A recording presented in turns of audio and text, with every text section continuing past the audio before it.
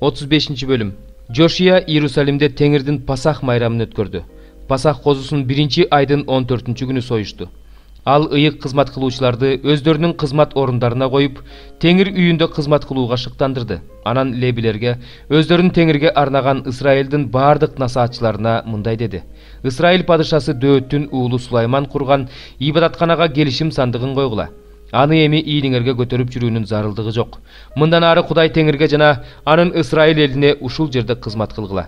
Исраил падышасы Дөөт жана анын уулу Сулайман падыша көрсөтүп кеткендей, урууңар боюнча, кезек-кезеңиңер боюнча тургула. Исраил уулдары болгон бир туугандарыңардын уруулары боюнча, лебилердин уруулары боюнча бөлүнүп, ыйык жайда тургула. Пасахка арналган козуну сойгула да, ыйыкталгыла, аны бир туугандарыңарга Теңирдин Муса аркылуу айткан сөзү боюнча даярдагыла. Анан Жошия ал жерде турган элдин уулдарынын бардыгына Пасах курмандыгы үчүн майда малдан, козу менен жаш текеден 30 000 жана 3 000 букачар берди. Падыша буларды өз малынан берди. Анын төрөлөрү да элге, ыйык кызмат кылуучуларга, лебилерге өз каалоосу менен тартууларды алып келишти. Кудайдын үйүндө башчылык кылган Хилкия, Захария, Жехиел Пасах курмандыгы үчүн ыйык кызмат кылуучуларга 2600 майда мал жана 300 өгүз беришти. Канания, анын бир туугандары Шемая, Натанаел жана лебилердин башчылары Хашабия, Жеел, Жозабат Пасах курмандыгы үчүн лебилерге 5000 кой, 500 өгүз беришти. Пасахты өткөрүү кызматы мына ушундай болду. Падышанын буйругу боюнча ыйык кызмат кылуучулар өз орундарында, лебилер өз кезеги менен турушту. Анан Пасах козусун союшту. Ыйык кызмат кылуучулар лебилердин колдорунан канды алып чачышты. Лебилер болсо терисин сыйрышты. Мусанын китебинде жазылгандай, Теңирге арналып чалынуучу бүтүндөй өртөлүүчү курмандыктарды Исраил уулдарынын урууларына бөлүштүрүштү. Өгүздөрдү да ошондой кылышты. Мыйзам боюнча Пасах козусун отко кактап бышырышты. Ыйык курмандыктарды казандарга, карапаларга, мискейлерге бышырышып, дароо бардык элге таратышты. Андан соң өздөрү үчүн жана ыйык кызмат кылуучулар үчүн даярдашты. Анткени Аарондун уулдары, ыйык кызмат кылуучулар бүтүндөй өртөлүүчү курмандыктарды жана майларды өрттөп, түн киргенге чейин колдору бошогон жок. Ошондуктан лебилер өздөрүнө жана Аарондун уулдарына, ыйык кызмат кылуучуларга даярдашты. Асаптын уулдары, ырчылар Дөөт менен Асаптын, Эйман менен падышанын көрөгөчү Жедутундун буйругу боюнча өз орундарында калышты. Дарбазачылар да ар бир дарбазанын алдында турушту. Аларга өз кызматын таштап кетүүнүн кажети жок эле, анткени алар үчүн бир туугандары болгон лебилер даярдашчу. Жошия падышанын буйругу боюнча Теңирдин курмандык чалынуучу жайында курмандык өрттөп Пасахты өткөрүш үчүн ошол күнү Теңирге кылган кызмат ушундай болду. Ал жерде болгон Исраил уулдары ачыткысыз нан майрамы менен Пасах майрамын 7 күн бою өткөрүштү. Шамуэл пайгамбардын күндөрүнөн бери Исраилда мындай Пасах майрамы өткөрүлгөн эмес эле. Жошия, ыйык кызмат кылуучулар, лебилер, Иерусалимде жашаган жүйүттөр менен исраилдыктар өткөргөн Пасах майрамын Исраил падышаларынын бири да өткөргөн эмес.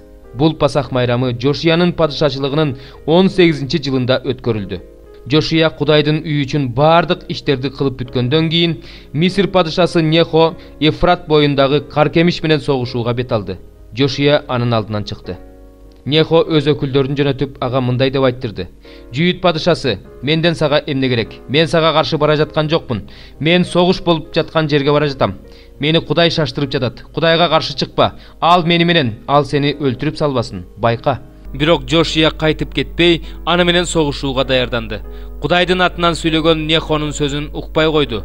Аны менен Мегидо түздүгүндө беттешти. Ошондо анын жаа тарткычтары Жошияны атышты. Жошия өз кызматчыларына мындай деди: Мени алып кеткиле, мен оор жарадар болдум. Кызматчылары аны майдан арабадан түшүрүп, коштоп жүргөн башка арабага салып Иерусалимге алып кетишти. Ал оор жарааттан өлдү. Аны ата бабаларынын мүрзөсүнө коюшту. Бүткүл Жүйүт аймагы менен Иерусалим Жошияны жоктоп аза күтүштү. Жошияны катуу жоктоп, Жеремия да кошок кошту. Ырчылар менен кошокчу аялдар Жошияны армандуу ырларында айтып, бүткүл Исраилга таратышты. Ал армандуу ырлар азыркыга чейин Исраил элинде колдонулуп келе жатат. Жошияны жоктогон кошоктор армандуу ырлар китебинде жазылган. Теңирдин мыйзамы боюнча аткарган Жошиянын башка жакшы иштери, анын дагы башка иштери, алгачкы жана акыркы иштери Исраил менен Жүйүт падышаларынын китебинде жазылган. 21-bölüm. Анан мен жаңы асманды жана жаңы жерди көрдүм. Анткени мурунку асман менен мурунку жер жок болгон эле. Деңиз да жок болгон. Мен жакан ыйык шаарды, жаңы Иерусалимди көрдүм. Ал күйөөсү үчүн жасанган колуктудай даярдалып, асмандан, Кудайдан түштү. Анан мен асмандан мындай деген катуу үндү уктум.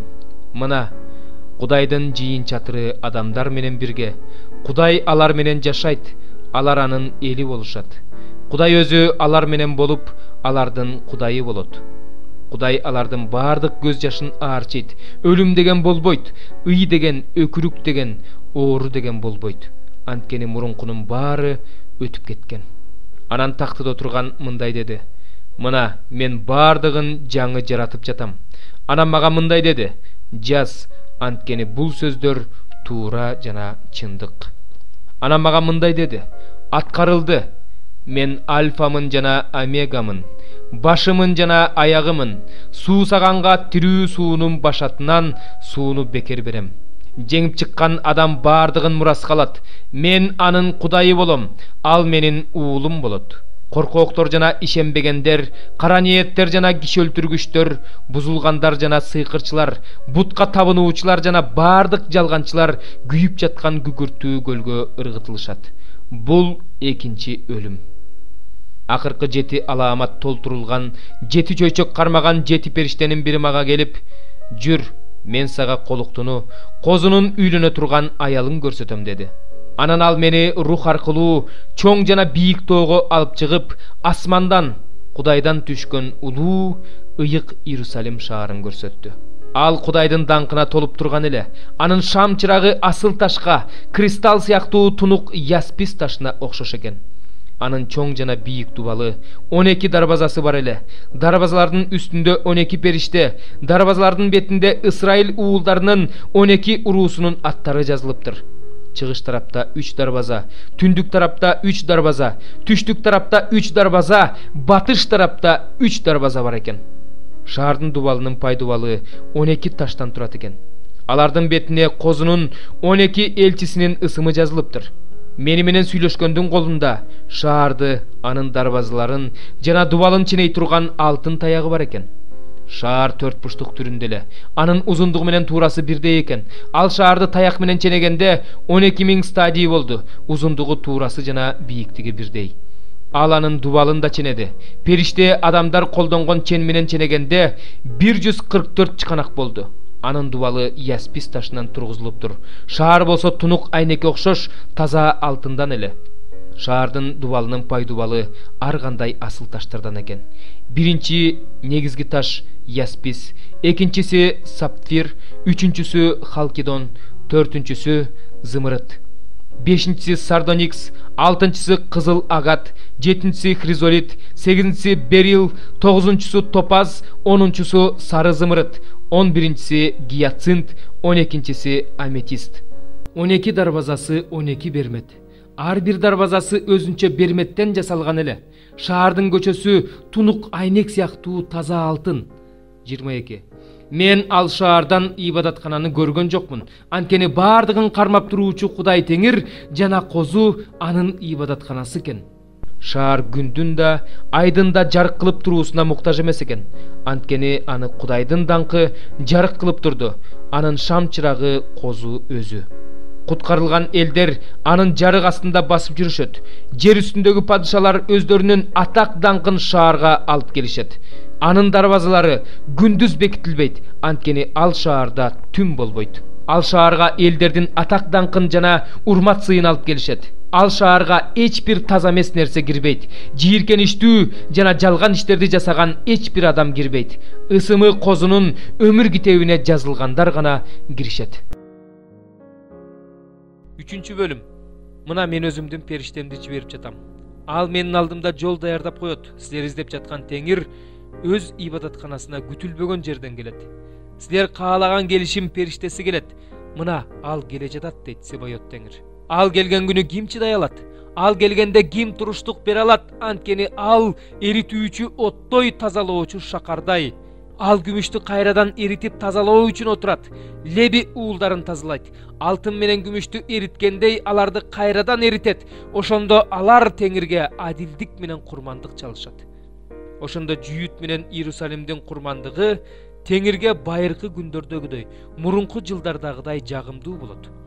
Мен силерге жазалаш үчүн келем. Сыйкырчылардын, ойноштук кылгандардын, калп каргангандардын, жалчылардын акысын бербегендердин, жетим менен жесирге кысым көрсөткөндөрдүн, келгинге туура эмес мамиле кылгандардын тез ашкерелөөчүсү болом. Алар менден коркушпайт, деди Себайот Теңир. Анткени мен Теңирмин, мен өзгөрбөйм. Ошондуктан силер Жакып уулдары тукум курут болгон жоксуңар. Силер ата-бабаларыңардын күндөрүнөн бери менин мыйзамдарымдан баш тартып, аларды аткарбай келе жатасыңар. Мага кайрылып келгиле, ошондо мен да силерге кайрылып келем, дейт Себайот Теңир. Силер эмне кылып кайрылып келебиз дейсиңер? Адамга Кудайдыкын уурдаганга болобу? Силер меникин уурдап жатасыңар. Биз сеникин эмне кылып уурдап жатабыз дейсиңер? Ондук бербей, тартуу алып келбей уурдап жатасыңар. Силер катуу каргышка калдыңар, анткени силер бүт эл меникин уурдап жатасыңар. Менин үйүмдө тамак болуш үчүн ондуктардын баарынын казына үйүнө алып келгиле. Мени ушул аркылуу сынап көргүлө, дейт Себайот Теңир. Силер үчүн мен асман терезелерин ачпайт бекем? Силерге батамды ашыгы менен төкпөйт бекем? Силер үчүн мен бардыгын жалмоочуларга тыюу салам. Ошондо алар силердин түшүгүңөрдү кыйратпайт, талаадагы жүзүм сабагыңар өз жемишинен ажырабайт, дейт Себайот Теңир. Бардык элдер силерди бактылуу деп айтышат. Анткени силер суктанаарлык өлкө болосуңар, дейт Себайот Теңир. Силер мага каршы тайманбай сүйлөп жатасыңар, дейт Теңир. Силер биз сага каршы эмнени сүйлөп жатабыз дейсиңер? Силер Кудайга кызмат кылуу, курулай убаракерчилик, анын буйруктарын сактап жүргөнүбүздөн, Себайот Теңирдин алдында кайгырып жүргөнүбүздөн кандай пайда болду? Азыр биз текеберлерди бактылуу деп эсептейбиз. Мыйзамсыз иштерди кылгандар жашоосунда ийгиликке жетип жатышат. Алар Кудайды сынашса да аман калып жатышат, деп жатасыңар. Бирок Кудайдан корккондор бири-бирине Теңир кулак салып жатат. Ал угуп жатат. Теңирден коркуп, анын ысымын урматтагандар тууралуу анын алдында эстелик китеп жазылып жатат дешет. Алар меники болот, дейт Себайот Теңир. Мен белгилеген күнү алар менин менчигим болушат. Адам өзүнө кызмат кылган уулуна кандай ырайым кылса, мен да аларга ошондой ырайым кылам. Ошондо адил адам менен мыйзамсыз адамдын, Кудайга кызмат кылган адам менен кызмат кылбаган адамдын ортосундагы айырманы кайрадан көрөсүңөр. 20 бөлүм 1.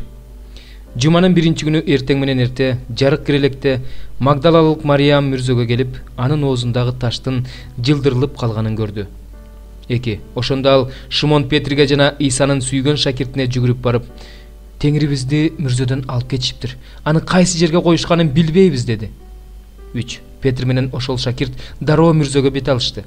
4. Экөө тең чуркап бара жатышты. Тиги шакирт Петрге караганда батыраак чуркап мүрзөгө биринчи жетти. 5. Ал мүрзөнүн ичин эңкейип карап, кепинди көрдү, бирок мүрзөгө кирген жок. 6. Анын артынан Шимон Петр жетип келип, мүрзөгө кирди. 7. Ал кепинди жана Исанын башын орогон орогучту гана көрдү, бирок орогуч кепин менен бирге эмес, оролуу боюнча бөлөк жаткан эле. 8. Анан биринчи келген шакирт да мүрзөгө кирди. Ал көрүп ишенди. 9. Анткени алар Исанын тирилиши керектиги жөнүндө айтылган ыйык жазуудагы сөздөрдү түшүнүшө элек болчу. 10. Анан шакирттер үйлөрүнө кайтышты. 11. Мариям болсо мүрзөнүн жанында ыйлап турду. Ал ыйлап жатып мүрзөнүн ичин эңкейип карап, 12. Ак кийимчени эки периштени көрдү. Бирөө Исанын сөөгү коюлган жердин баш жагында, экинчиси аяк жагында отурган экен. 13. Алар Мариямдан, аял, эмнеге ыйлап жатасың, деп сурашты. Теңиримди алып кетишиптир, аны кайсы жерге коюшканын билбейм, деп жооп берди ал периштелерге. 14. Ушинтип айткандан кийин ал артына бурулуп туруп турган Исаны көрдү, бирок аны тааныган жок. 15. Иса андан, аял, эмнеге ыйлап жатасың?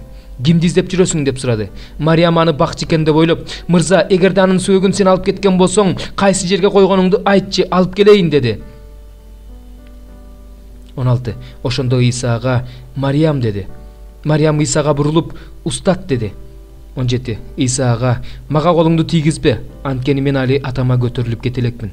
Бир туугандарыма барып, менин өз атама, силердин да атаңарга, менин өз кудайыма, силердин да кудайыңарга көтөрүлүп кетеримди айт деди. 18. Магдалалык Мариям шакирттерге барып, Теңирди көргөнүн жана анын ушул сөздөрдү айтканын айтып берди.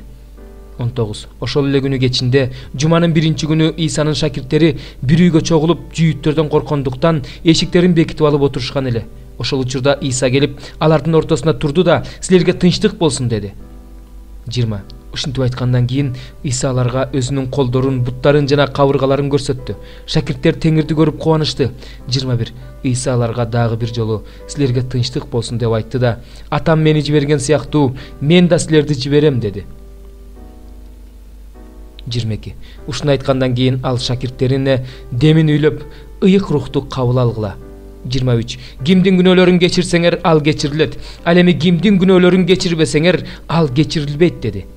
24. 12 шакирттин бири, эгиз дегенде ысымы бар Томас Иса келген учурда алардын арасында жок эле. 25. Шакирттер ага биз Теңирди көрдүк дешти. Бирок ал мен анын колдорундагы мыктын тагын көрмөйүнчө, мыктын тагы калган жерине жана кабыргаларына колумду тийгизип көрмөйүнчө ишенбейм деди. 26. 8 күндөн кийин Исанын шакирттери ошол үйгө дагы чогулушту. Алардын арасында Томас да бар эле. Эшик бекитилүү болчу, бирок Иса келип алардын ортосуна турду да, силерге тынчтык болсун деди. 27. Андан кийин Томаска кайрылып, менин колдорум менен кабыргаларыма колуңду тийгизип көр да, ишенбеген адам болбой, ишенген адам бол деди. 28. Томас ага, Теңирим менин, Кудайым менин деп жооп берди. 29. Иса ага, сен мени көргөндөн кийин ишенип жатасың, көрбөй ишенгендер бактылуу деди. 30. Иса шакирттеринин көз алдында көптөгөн кереметтерди көрсөттү, бирок бул китепке алардын баары жазылган жок. 31. Булар болсо Исанын Кудайдын уулу Машаяк экенине ишенишиңер үчүн жана ишенип анын ысымы аркылуу өмүргө ээ болушуңар үчүн жазылды.